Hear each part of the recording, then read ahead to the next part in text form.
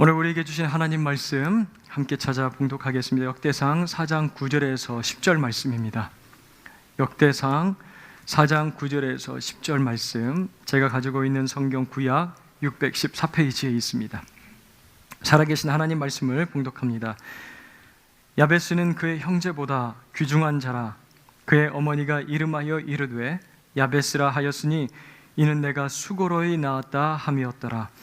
야베스가 이스라엘 하나님께 아뢰어 이르되 주께서 내게 복을 주시려거든 나의 지역을 넓히시고 주의 손으로 나를 도우사 나로 환난을 벗어나 내게 근심이 없게 하옵소서 하였더니 하나님이 그가 구하는 것을 허락하셨더라. 아멘.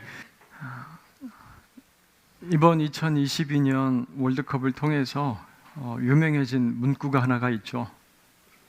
중꺽마. 이 무슨 말인지 잘 모르시겠죠. 중요한 건 꺾이지 않는 마음을 줄여서 중꺽마라고 한다고 합니다. 한국 대표팀이 16강 진출이 거의 불가능한 것처럼 보이는 상황이었습니다. 그런데 마지막 포르투갈과의 경기에서 극적으로 승리를 하죠. 결국 16강에 올라가게 됩니다. 이 경기를 마치고 우리 한국 대표 선수들이 태극기를 들고 앞에 나왔는데 그 이제 태극기에 쓰여져 있던 글귀가 바로 중요한 건 꺾이지 않는 마음이라고 쓰여져 있었습니다. 이 문구를 보면서 많은 분들이 감동도 그리고 오랜 팬데믹에서 눌려 있었다가 도전도 받고 위로도 받았다고 하는데요. 그래서 중꺽마 하면요, 온 국민이 이 기억하는 여운을 남기고 지금도 사용되는 2022년도 키워드처럼 아주 유명한 신조어가 됐습니다. 나는 약점이 없습니다. 나는 연약한 부분을 찾을 수가 없습니다 라고 그렇게 자신 있게 이야기할 수 있는 사람이 있을까요? 나는 약점 없습니다, 목사님. 그렇게 이야기할 수 있는 분이 계시나요? 모두들 들키고 싶지 않은 연약한 부분들, 약점 하나 정도는 다 이렇게 가지고 살아갑니다. 하지만 숨겨놓은 그 약점이나 상처들 잘 해소하거나 해결해내지 못하면요, 결국 내면에 깊이 자리를 잡고요, 정서적으로 또 감정적으로 경직된 덩어리를 만든다고 합니다. 그러한 상태를 컴플렉스라고 부른다고 그러죠. 예전 TV 프로그램에 자기 외모가 너무 싫어서 성형해달라고 그렇게 막 떼를 쓰고 졸라대는 중학생 여자아이가 나온 적이 있습니다. 아빠와 대화를 하는데 막무가내로 자기 생긴 게 너무나 싫다고, 자기는 못생겨서 이 얼굴을 좀 고쳐야 되겠다고, 외모 때문에 스트레스를 받는다고 성형해달라고 막 떼를 쓰는 거예요. 막무가내로요. 근데 아빠가 아니라고, 넌 너무 예쁘다고, 세상에 너같이 예쁜 애를 나는 본 적이 없다라고 그렇게 이야기를 하니까 딸이 뭐라고 화를 내면서 이렇게 이야기를 하는 거예요. 내가 아빠 닮아서 이렇게 생겼으니까 아빠가 당연히 그렇게 얘기를 하지. 아이 짜증나. 그러더라고요. 아빠 닮았다. 출애굽한 이스라엘 백성들에게서도요, 우리는 이런 컴플렉스가 튀어나오는 것을 볼 수가 있어요. 가나안 땅을 둘러보고 온 이 12명의 정탐꾼 중에 10명의 사람들, 자신들의 모습과 가나안 사람들의 그 모습을 비교를 하면서 이렇게 표현을 합니다. 그들이 살고 있는 저 성벽은 난공불락의 성이다. 무너뜨릴 수가 없을 정도로 견고하다. 좋은 무기를 가지고 있는 잘 훈련된 저 가나안 사람들과 싸워서는 승산이 없다. 그 땅을 정복한다는 건 환상뿐이다. 그리고 자신들을 어떻게 그 가나안 족속들과 비교하면서 이야기를 합니까? 우리 모두는 그들 앞에서 전부 다 메뚜기 같다라고 그렇게 표현을 합니다. 이게 메뚜기 콤플렉스에 빠져있는 이스라엘 백성들 그 모습을 볼 수가 있어요. 아무것도 할 수 없다고 불평하고 낙심하고 다시 우리가 평온하게 살았던 애굽으로 돌아가자라고 이야기를 하면서 돌을 들어서 모세와 여호수아 그리고 갈렙을 치르는 모습을 우리가 볼 수가 있어요. 그렇게 이 컴플렉스에 눌려 있으면요, 그 관련되어 있는 부분을 건드리면 화를 내게 되어 있습니다. 굉장히 분노해요. 이 중학생 여자아이처럼요, 자기 약점 건드리면 분노하게 되어 있습니다. 성경을 읽다 보면 이러한 약점 가운데 사로잡혀서 평생을 살아갈 수밖에 없는 것처럼 보이는 여러 사람들을 종종 만나게 돼요. 낮 12시에 사람들의 눈을 피해서 우물에 홀로 물을 기르러 오는 수가성 여인이 있고, 깊은 밤중에 혹시라도 누가 자기를 알아볼까 봐 꽁꽁 자기를 싸매고 예수님께 찾아왔던 니고데모의 모습, 원수 같은 아수르, 그곳에 말씀을 전하기가 싫어서 니느웨로 가야 되는데 다시스 정반대 방향으로 배 타고 도망쳤던 요나의 모습을 우리가 보기도 하고요. 비교의식과 열등의식에 빠져서 자기의 적수도 안 되는 그 다윗을 그렇게 죽이려고 하는 사울의 모습도 우리가 보게 됩니다. 약점과 이 컴플렉스로 근육이 뭉치듯이요, 인격과 이 정서가 다 경직이 되는 사람이 한두 명이 아님을 우리가 성경에서 보게 됩니다. 그런 사람들 중에 한 명이 누굽니까? 바로 오늘 우리가 본문에서 만나게 되는 그 이름도 유명한 야베스라는 사람이에요. 야베스 한 번 정도는 다 들어보셨을 겁니다. 야베스의 기도, 우리에게 잘 알려져 있습니다. 하지만 성경에 이 이름은 딱 한 번만 등장을 한다고 그래요. 바로 오늘 우리가 읽은 그 두 절이 그에 대한 유일한 기록이라고 합니다. 하지만 너무나 짧은 이 구절이지만 우리에게 아주 강렬한 인상을 남기는 사람이 바로 이 야베스라는 인물이에요. 왜 그렇습니까? 성경을 우리가 쭉 읽다 보면, 그리고 여러 이름들이 쭉 나열이 되고 있는데 그 이름들 가운데서 야베스를 딱 만나게 되는데, 야베스가 이러한 편말을 딱 들고 서 있는 것처럼 보이거든요. 중꺾마라고요. 중요한 건 꺾이지 않는 마음입니다, 여러분. 약점, 환경적인 한계, 절망, 그리고 우리를 쉽게 흥분시키는 이 컴플렉스를 다 떨쳐버려야 됩니다. 중요한 건 꺾이지 않는 마음입니다. 그렇게 이 사인을 딱 들고 있는 것처럼 보이는 거예요. 그런데 야베스가 이렇게 이야기할 수 있는 이유가 뭐라고 생각을 하십니까? 바로 오늘 말씀이 우리들에게 잘 보여주고 있어요. 우리 이름들은요, 다 기대와 어떤 소원, 소망을 품고 있습니다. 교회 다니는 자녀들 이름을 보면요, 왜 그렇게 하자 돌림하고 예자 돌림이 많은지 모르겠어요. 하은이, 하영이, 하비치, 하람이, 그리고 예자 돌림 예은이, 예주, 예림이, 우리 교회에는 제 딸을 포함해서 예지가 3명이나 됩니다. 더 있을지도 모르겠어요.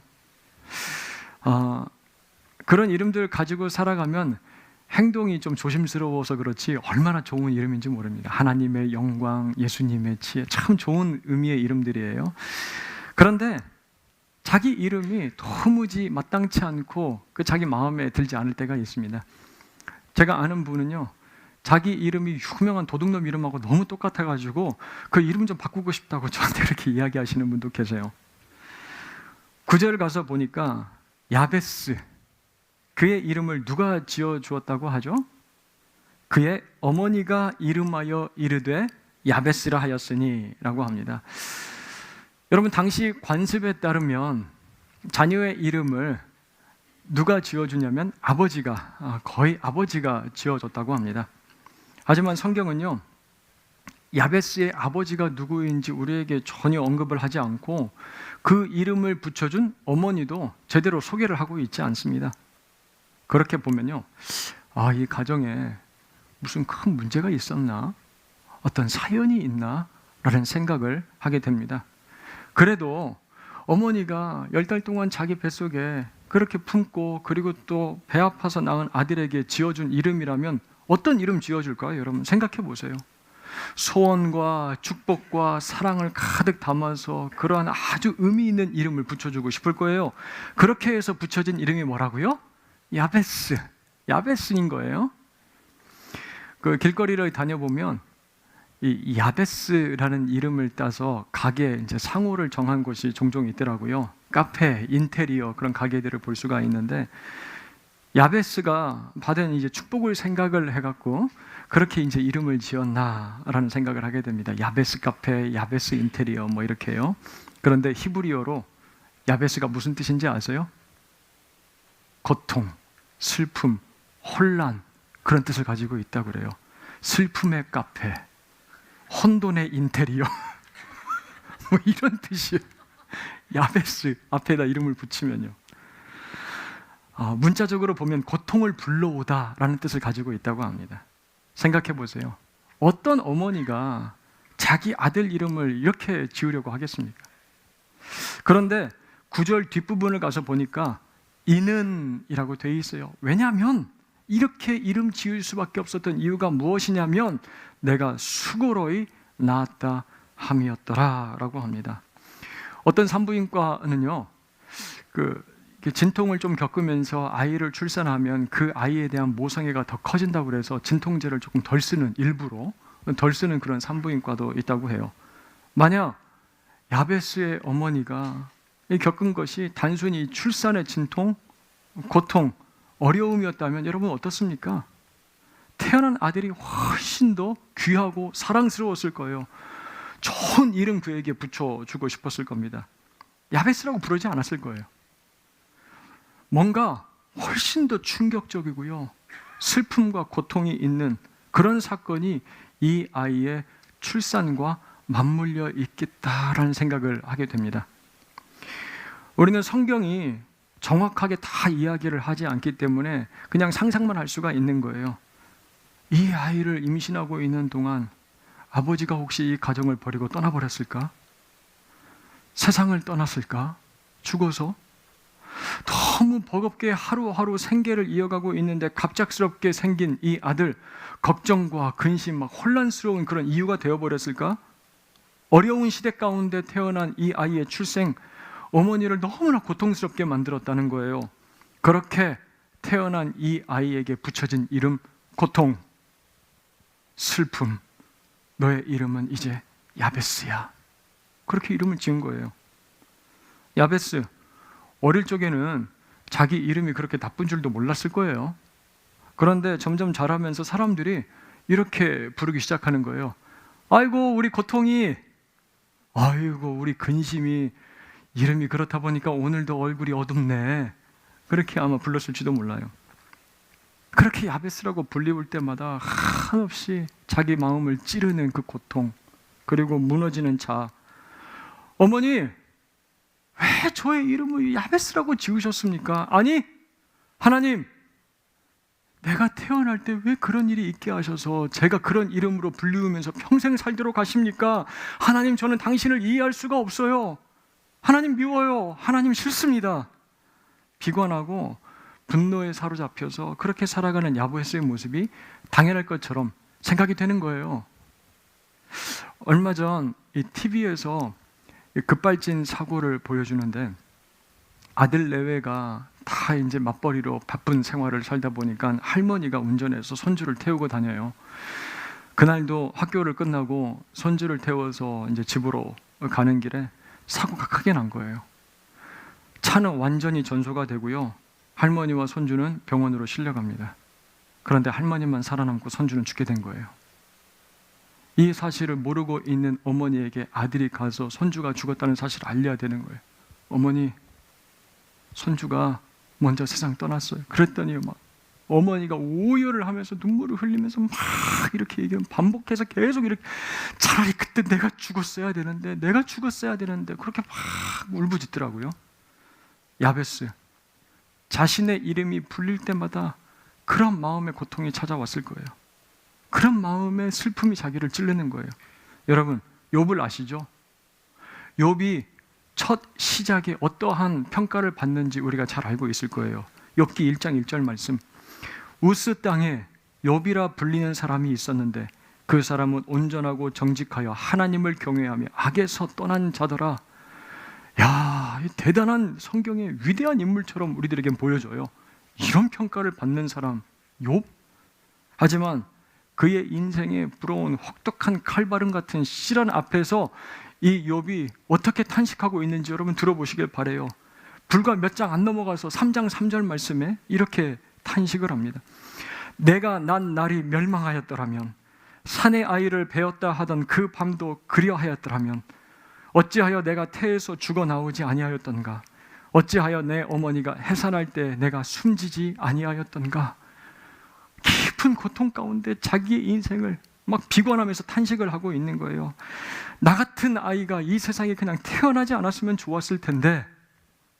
우리 인생에도 이런 야베스와 같은 그런 이름이 붙어있는 기억, 상황, 영역이 있을지 모르겠습니다. 그 부분을 건들면요, 이게 마치 분노 버튼을 누르는 것처럼 우리의 마음 가운데서 막 화가 치밀어 오를 때가 있어요. 죄책감과 부끄러움이 밀려올 때가 있어요.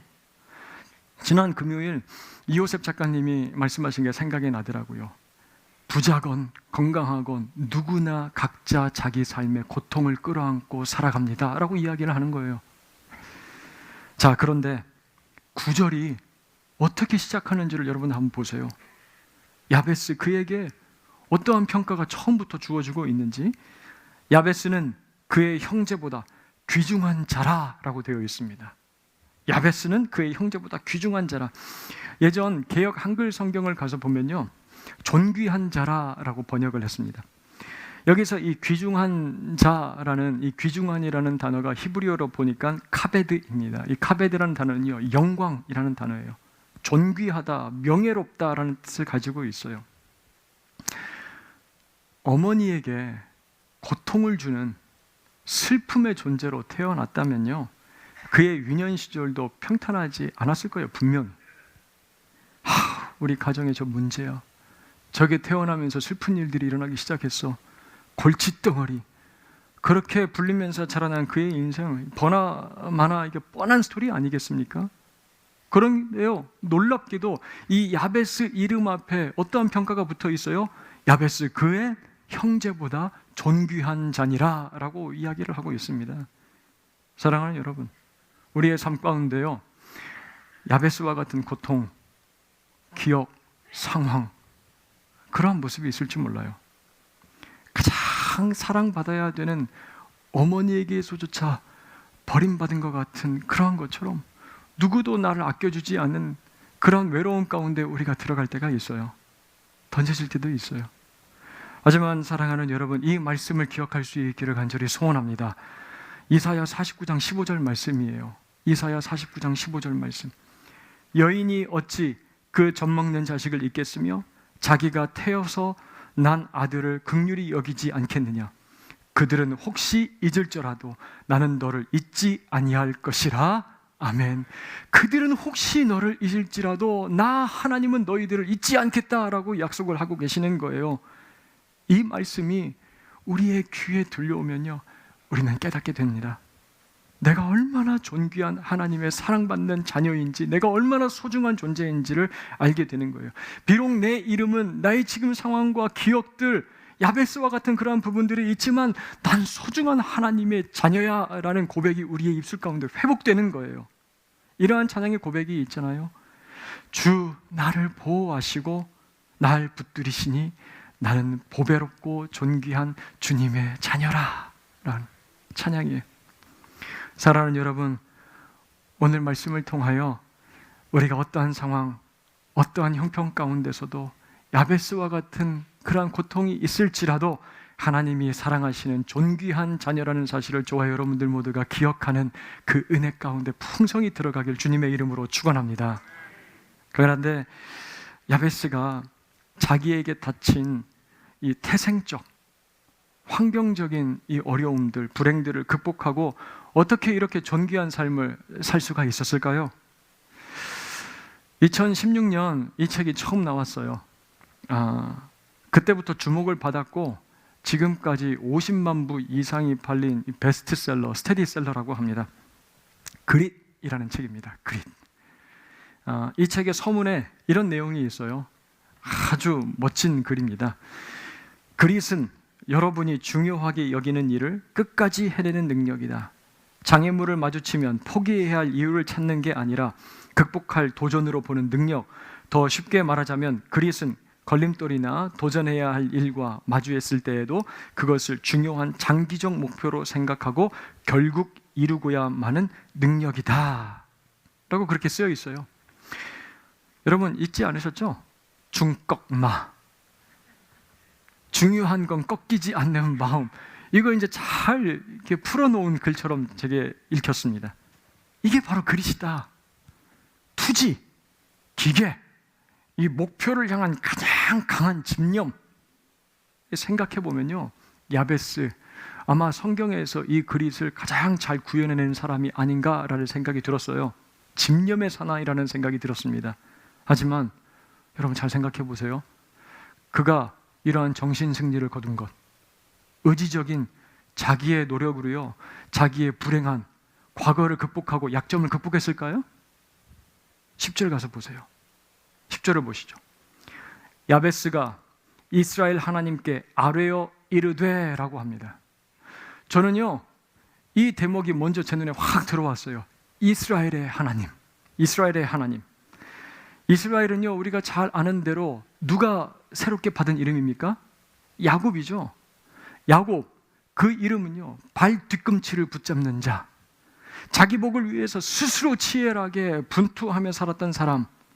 하지만 그가요, 야복강가에서 천사와 씨름하며 자기가 가장 의지하고 믿었던 힘 있는 자기의 환도뼈 부러지는 것을 경험을 합니다. 그리고 나서 처절하게 구하기 시작하는 거예요. 무엇을 구합니까? 복을 구하는 거예요. 당신이 나에게 복 주지 않으면 나는 살 수 없습니다. 내 생명이 더 이상 여기서 연장될 수가 없어요. 날 좀 살려주세요. 복 주세요. 라고 그렇게 처절하게 요구를 해요. 그때 야곱의 이름이 바뀝니다. 무엇으로요? 이스라엘로. 하나님이 싸우신다라는 의미예요. 그 사실을 야베스 너무 잘 알고 있어요.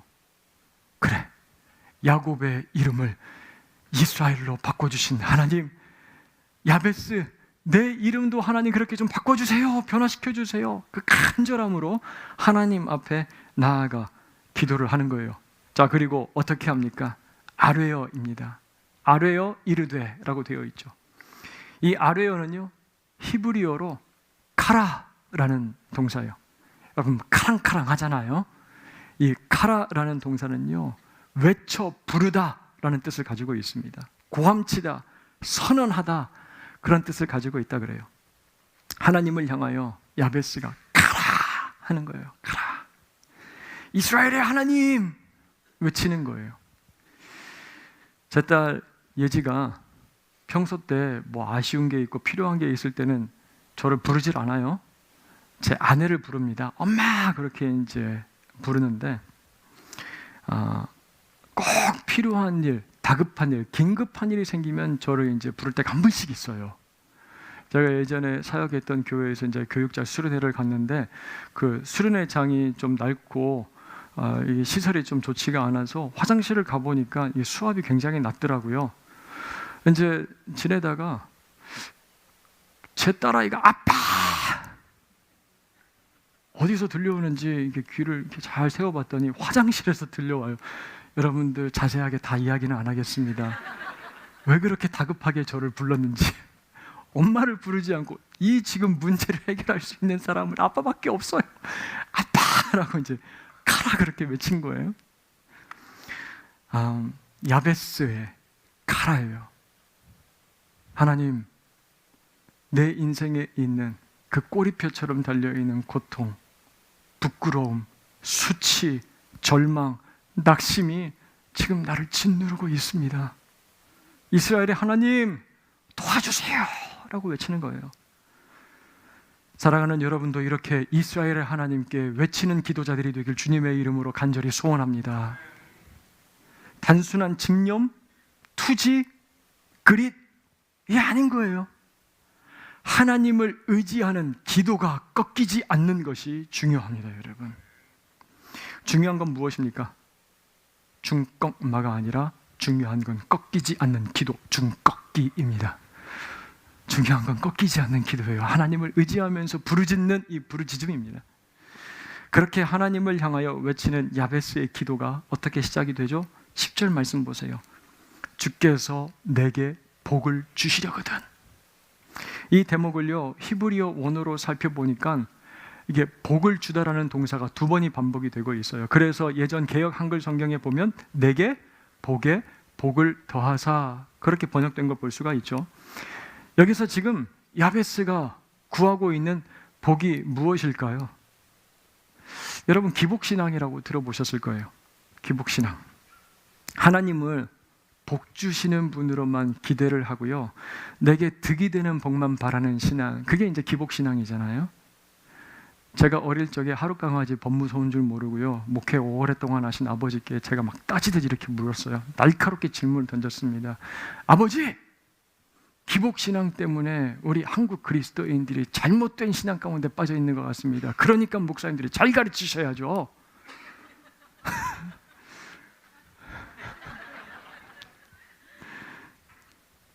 아버지께서 딱 이렇게 한마디 하시는 거예요. 아빠는 기복신앙이 아니라 구복신앙이다.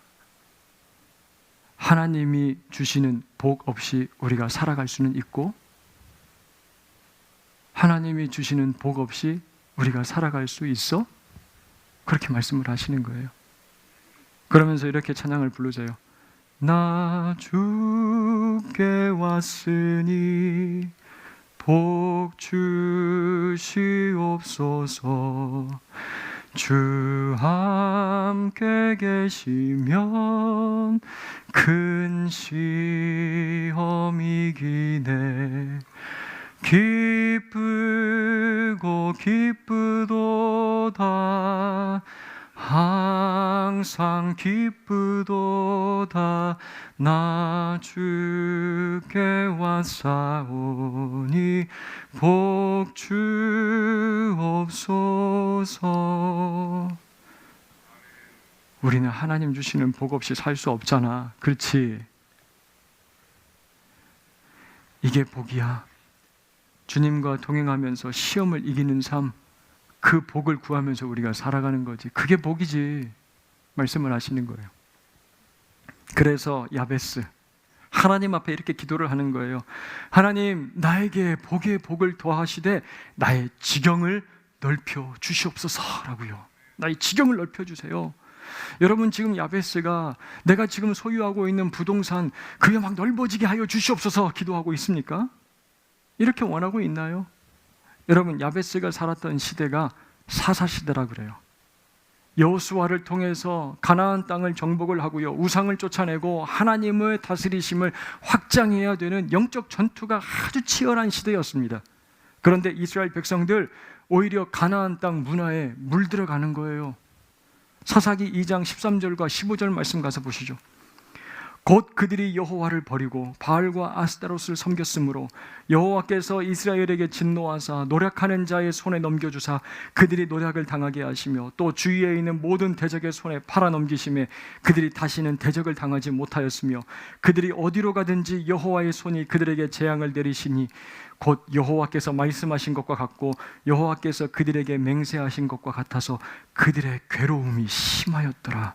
여러분, 야베스, 고통과 근심, 그 이름을 가지고 살아갔던 사람이 살았던 시대가 바로 괴로움이 심했던 시대였어요. 저는요, 이렇게 들리는 거예요. 주님, 내게 복을 주시는데요, 이러한 복을 주셨으면 좋겠습니다. 나의 지역, 나의 지경을 넓혀 주시옵소서. 이 외침이 이렇게 들리는 거예요. 하나님, 하나님의 다스리심과 통치하심이 나의 삶을 통하여 확장되게 하여 주시옵소서. 하나님의 나라가 나의 인생을 통하여 임하게 하여 주시옵소서. 이런 기도로 들리는 거예요. 빼앗긴 그 땅, 우상에게 속하여 있는 그 땅이 하나님의 땅으로 회복되게 하여 주시옵소서.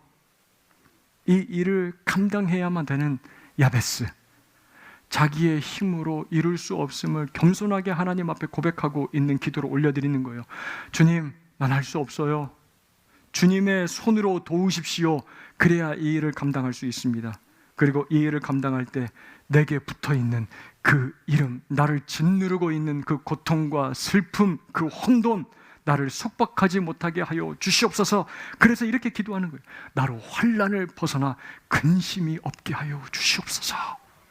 주님의 일을 하는데, 주님의 뜻을 이루는데, 이스라엘의 하나님, 이제 나를 통하여 하나님의 나라가 넓어지고 회복되는 역사가 시작되기를 원합니다.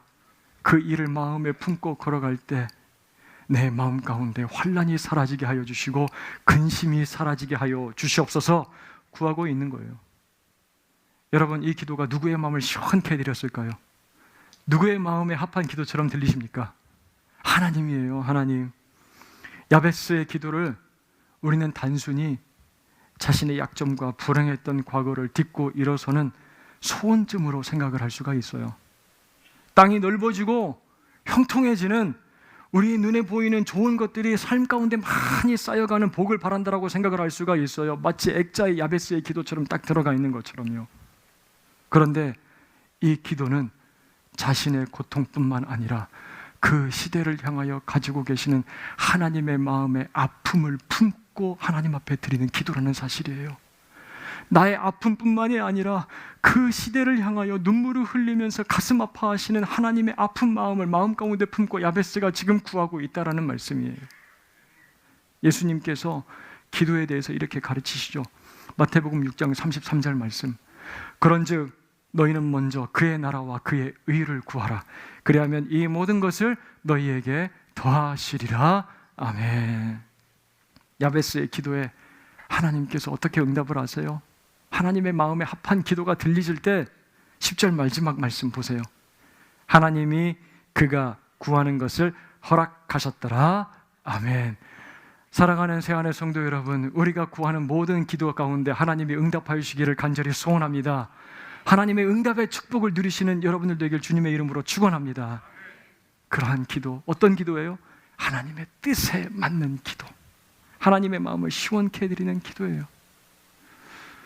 얼마 전 한 간증 프로그램에 이도열 전도사님이라는 분이 나와서 자기의 삶을 나누는 이야기를 들을 수가 있었습니다. 9살 때 눈 뒤에 7.5cm의 종양이 있다는 사실을 발견하게 된 거예요. 너무 뇌에 가깝게 닿아 있다 보니까 수술을 할 수도 없고, 이 큰 종양 때문에 눈이 밀려서 눈은 튀어나오고 점점 귀는 들려오지 않고요. 절망적인 상황이었다고 합니다. 할 수 있는 게 항암 치료밖에 없다는 이야기를 듣고요. 암이 뭔지도 제대로 알지 못하는 그 어린 나이에 그냥 감기약 먹는 정도겠지라고 생각을 했다는 거예요. 그렇게 전도사님이 4년간 49번의 항암 치료를 받았다고 해요. 여러분, 말이 그렇죠.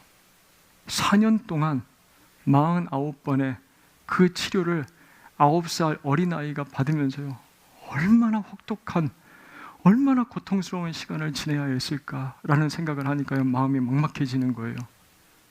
뛰어놀아야 되는 나이에 치료받고 2주간 시체처럼 그냥 누워있고 먹을 건 먹지 못하고, 목회하시는 아버지, 내색은 하진 않지만 고통을 당하고 있는 자기의 아들, 그 모습을 바라보고 있는 어머니의 마음은 막 찢어지잖아요. 그렇지 않겠어요? 견딜 수가 없는 거예요. 목사님의 가정이라면 이렇게 설교하잖아요. 여러분들 삶 가운데 찾아온 고통이 축복일 수 있어요. 하나님 앞에 감사하시면서 받아들이세요. 이렇게 이야기할 수도 있는데 어머니가 그렇게 말을 하더라는 거예요. 온갖 고통 속에서 항암 치료받는 그 아이의 모습을 바라보면서 세상이 끝나버린 것 같았어. 너의 고통당하는 모습을 보는데 세상이 그냥 다 끝난 것 같이 보였어. 그러면서 그 어머니가 아들 병상에 있는 동안에 쓴 일기가 있어서 그 일기를 이렇게 보여주는데요, 그 병상일기 맨 마지막 장에 바를 정자가 1000번이 쓰여 있는 거예요. 그거 보고 내가 약을 1000번이나 먹은 적이 있나? 뭐 주사를 그렇게 많이 맞은 적이 있나? 그래서 어머니께 물어봤다는 거예요. 엄마, 이게 뭐예요? 엄마가 이렇게 대답을 합니다. 하나님의 뜻을 도저히 알 수가 없고 기도는 나오질 않아서 엄마가 주기도문 한 번 외울 때마다 발을 정자 하나씩 썼어. 1000번을 쓴 거예요. 하나님, 하나님의 뜻이 이루어지게 하여 주시옵소서. 하나하나 쓴 거예요. 이 이야기를 듣는데요, 어머니에게 이 아이가 야베스처럼 보일 수도 있었겠다라는 생각이 드는 거예요.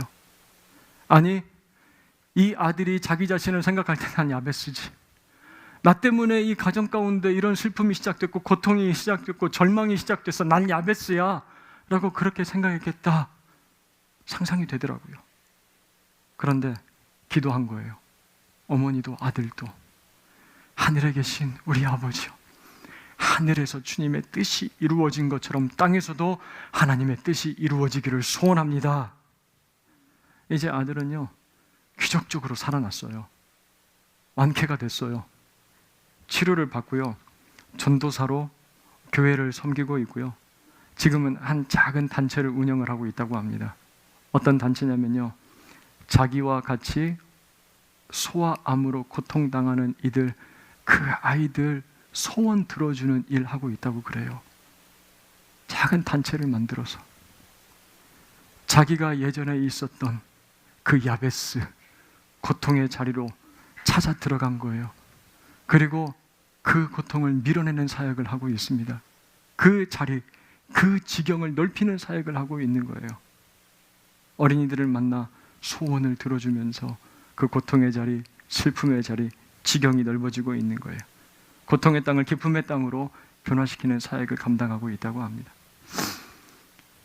사랑하는 여러분, 여러분들의 이름은 소망, 기대, 축복, 사랑이 담겨있는 좋은 이름들일 것입니다. 그런데 잘 생각해 보면요, 우리의 삶의 어떤 상황, 기억, 어떤 파편들은 야베스라고 부를 수밖에 없는 그런 부분들이 분명히 있을 거예요. 지워내고 싶고 파내고 싶고 지금 당장 해결되었으면 좋겠다라고 생각이 드는 그런 야베스와 같은 모습들, 이번 주 공책에 한번 써보시길 바라요. 나의 삶에 있어서 야베스와 같은 영역이 있는지, 내 자녀, 지금 내 건강, 사랑하는 아내와 남편, 직장과 사업, 그렇다면요, 그 부분을 하나님 앞에 올려드릴 수 있기를 간절히 소원합니다. 야베스예요, 하나님. 그런데 이 야베스와 같은 부분이 변화돼서 하나님의 손에 붙들려 하나님의 지형을 넓히는 그러한 도구로 사용되기를 간절히 소원합니다. 하나님, 하늘에서 주님의 뜻이 이루어진 것처럼 이 땅에서도 하나님의 뜻이 이루어지게 하여 주시옵소서. 그리고 주의 손으로 나를 도우시고 나로 환난을 벗어나 근심이 없게 하여 주시옵소서. 그렇게 하나님의 뜻에 맞게 기도할 때 하나님께서 우리에게 허락하여 주시는 그 놀라운 응답, 하나님이 우리의 소원을 들어주시는 놀라운 은혜를 경험하는 저와 여러분들 모두가 될 수 있기를 주님의 이름으로 축원합니다.